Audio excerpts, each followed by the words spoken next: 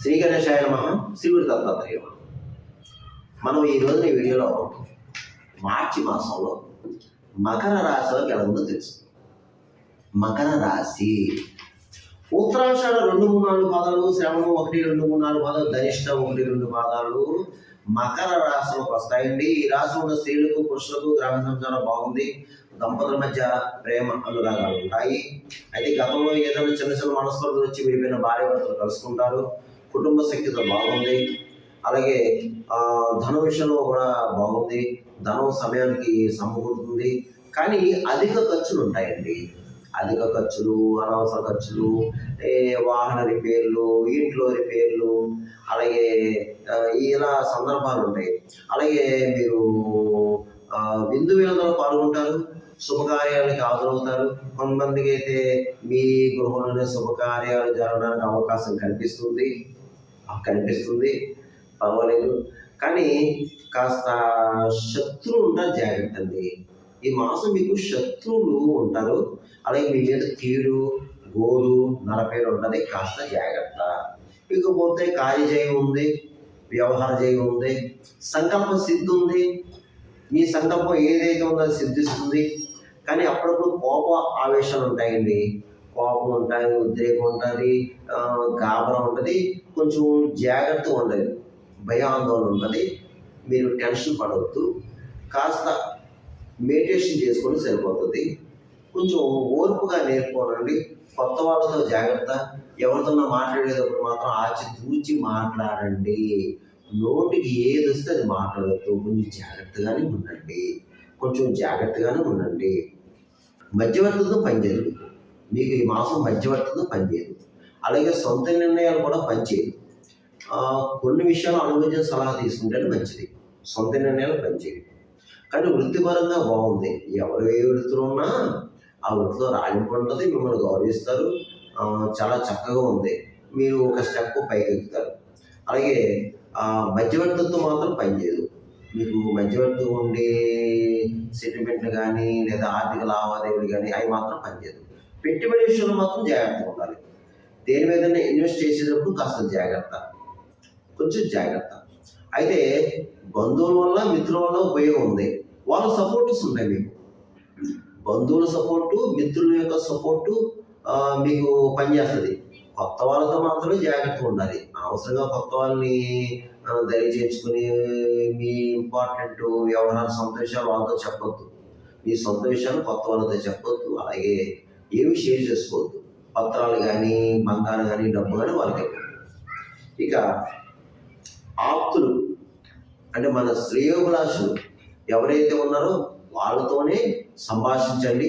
మీ సమస్య ఏదైతే ఉందో వాళ్ళతో చర్చించి నిర్ణయం తీసుకోండి.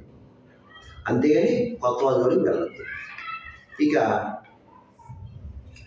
మీరు ఏదైనా సరే కొన్ని పరిస్థితులు మీకు అనుకూల వాతావరణం కనిపిస్తుంది, కొన్ని పరిస్థితులు ప్రతికూల వాతావరణం.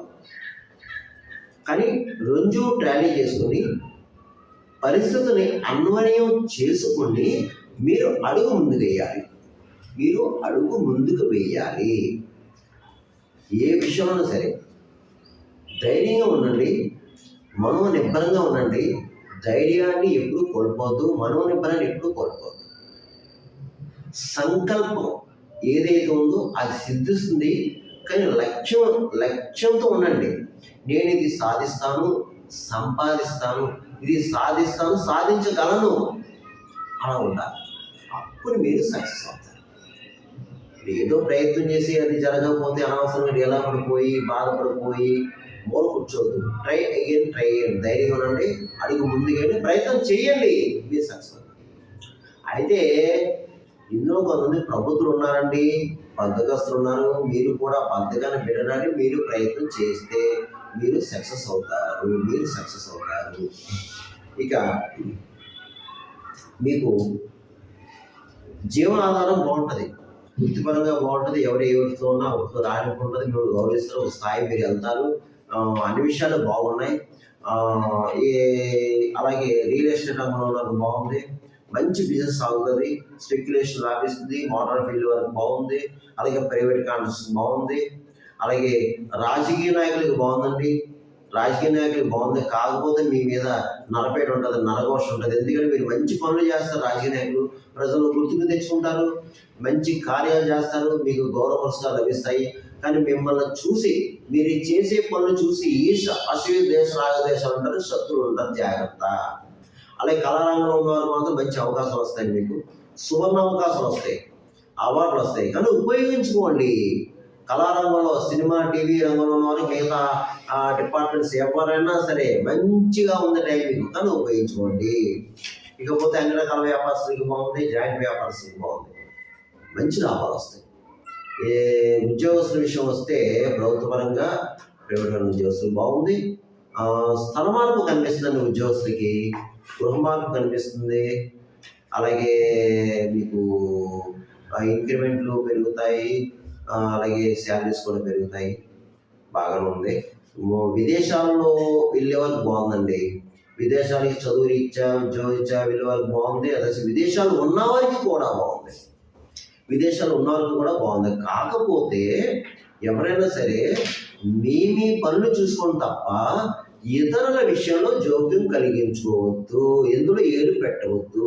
అక్కడే మీకు సమస్య ఎదురవుతుంది. మీ పనులు చేసుకుంటూ మీ కార్యాలు నిర్వర్తించుకుంటేనే మీరు సక్సెస్ అవుతారు.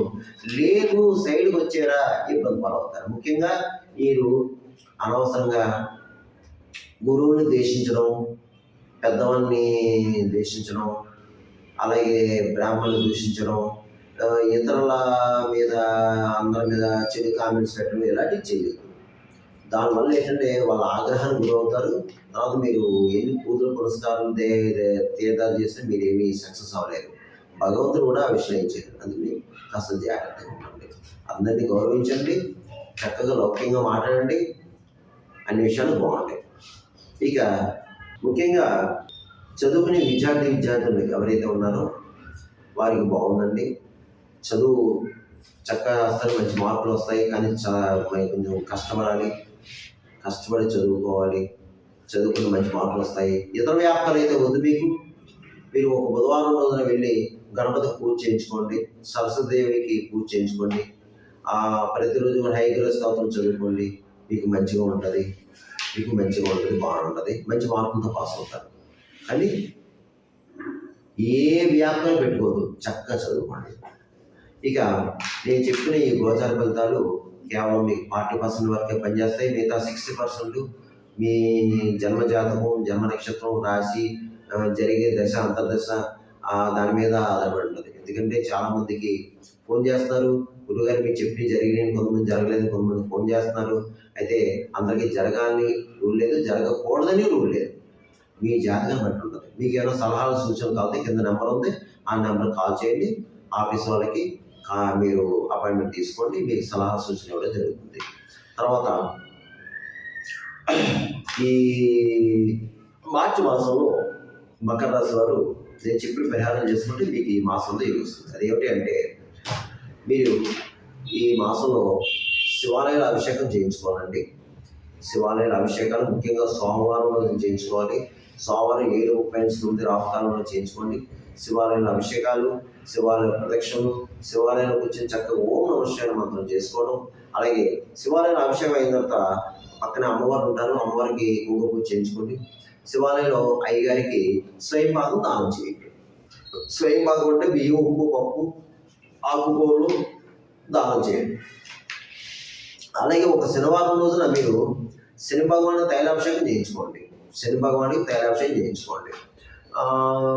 వీలైతే ఏదైనా శని క్షేత్రం, శని భగవాని యొక్క స్వయంభూ క్షేత్రం వెళ్ళి అక్కడ శని భగవానికి శనివారం రోజున తైలాభిషేకం చేయించుకోండి. వీలైన వారు, కాకపోతే మీ ఊళ్ళోనే మీ దేవాలయంలోనే అక్కడ చేయించుకోండి. ప్రతిరోజు కాలభైరవం చదువుకోండి. వీలైతే ఒక మంగళవారం రోజున మీ దగ్గర దేవాలయంలో కాలభైరవ స్వామి దేవాలయం ఉంటే అభిషేకం చేసుకోండి. ఒక మంగళవారం రోజు కానీ, ఒక అష్టమి రోజు కానీ చేయించుకోండి చాలు. ప్రతిరోజు కాలభైరవం చదువుకోండి. ప్రతిరోజు హనుమాన్ చాలీసా చదువుకోండి, హనుమాన్ దండకం చదువుకోండి. ఆంజనేయ స్వామిని ప్రదక్షిణ చేయడం, శనివారం, మంగళవారం హనుమాన్ చాలీసా చదువుకోవడం, అలాగే ప్రదక్షిణ చేయడం. వీలైతే ఆంజనేయ స్వామి వారికి శనివారం రోజున సాయంత్రం వేళ ఆంజనేయ స్వామివారికి శనివారం రోజున సాయంత్రం వేళ అంటే ప్రదోష వేళ 108 ప్రదక్షిణ చేయండి వీలైతే. లేదు 54, లేదు 27, లేదు 11, లేదు 5 ప్రదక్షిణ అంతే. శ్రీరామనామ జపం చేసుకుంటూ తిరగండి, ప్రదక్షిణ చేయండి.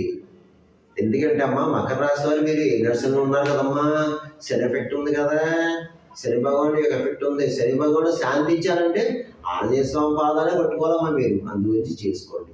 ప్రదోష వేళ ఆంజనేయ స్వామి వారు దర్శించుకోవడం ప్రదక్షిణలు, ప్రదోష వేళ శివాలయం దర్శించుకోవడం, ఏదైనా ఎక్కువ ప్రదోష వేళ వెళ్ళాలంటే సాయంత్రం వేళ వెళ్ళడానికి ప్రయత్నం చేయండి. ఇకపోతే ఎక్కడైనా అన్నదానం జరుగుతుంటే వెళ్ళండి, అన్నదానం పాల్గొనండి, లేదా అన్నదానం నిమిత్తం ఎంతో మంది ఇవ్వండి. ప్రతిరోజు చంద్రశేఖర అష్టం చదువుకోండి, గోవిందనామాలు చదువుకోండి, శనివారం రోజు విష్ణాలయ దర్శనం చేసుకోండి. తర్వాత గోవులకి ఆహారం పెట్టండి, గడ్డి పెట్టండి, గోవుకి పిచ్చుకకి ధాన్యం వేయండి, అలాగే పావురానికి జొన్న వేయండి, కాకులకి దీపాన్నం పెట్టండి, తర్వాత కుక్కలకి బిస్కెట్లు బ్రెడ్ పెట్టండి. మీకు ఎవరైనా భిక్షగాలు తారసపడితే ముఖ్యంగా శనివారం, ఏ రోజైనా పర్వాలేదు, ఎప్పుడైనా శనివారం భిక్షగాలు తారసపడిన భిక్షగాళ్ళు, ఫిజికల్ హ్యాండిక్రాఫ్ట్స్, గుడ్డివారు ఇలాంటి వ్యక్తులు తారసపడితే తప్పకుండా వారికి ఆహారం పెట్టండి. ఏదో ఒక బ్రెడ్డో పండో లేదా అన్నమో పెట్టి ఎంతో కొంత ఇవ్వండి. అప్పుడు శని భగవాను శాంతిస్తాడు. అలాగే మీరు ముఖ్యంగా పెద్దల ఆశీస్సు తీసుకోండి, పెద్దవాళ్ళ ఆశీస్సు తీసుకోండి. ఎవరైనా పెద్దవాళ్ళు ఉంటారు కదా, లేదంటే దేవాలయాలు కానీ పెద్దల ఆశీస్సు తీసుకోండి. ఇక ముఖ్యంగా మీరు శనివారం రోజు కానీ బుధవారం రోజు కానీ మీకు దగ్గరలో అయ్యప్ప స్వామి దేవాలయం వెళ్ళండి అమ్మా. మీకు దగ్గరలో అయ్యప్ప స్వామి దేవాలయం వెళ్ళండి, స్వామివారిని దర్శించుకోండి. అయ్యా అయ్యప్ప స్వామి దేవాలయం మాకు దగ్గరలో లేదండి అయ్యా, పరిస్థితి ఏంటి, ఏమీ పర్వాలేదు, అయ్యప్ప స్వామిని స్మరించుకోండి. ఓం శ్రీ స్వామి శరణమయ్యప్ప అని స్మరించుకోండి చాలు, అంతే. దానివల్ల శని భగవానుడు శాంతిస్తాడు. అందువలన ఈ మకర రాశి వారు నేను చెప్పిన పరిహారం చేసుకుంటే మీ అందరికీ ఈ మాసం యోగిస్తుంది, మంచి జరుగుతుంది, శుభం జరుగుతుంది. సర్వే జనా సుఖినో భవంతు, శుభం భవంతు, స్వస్తి.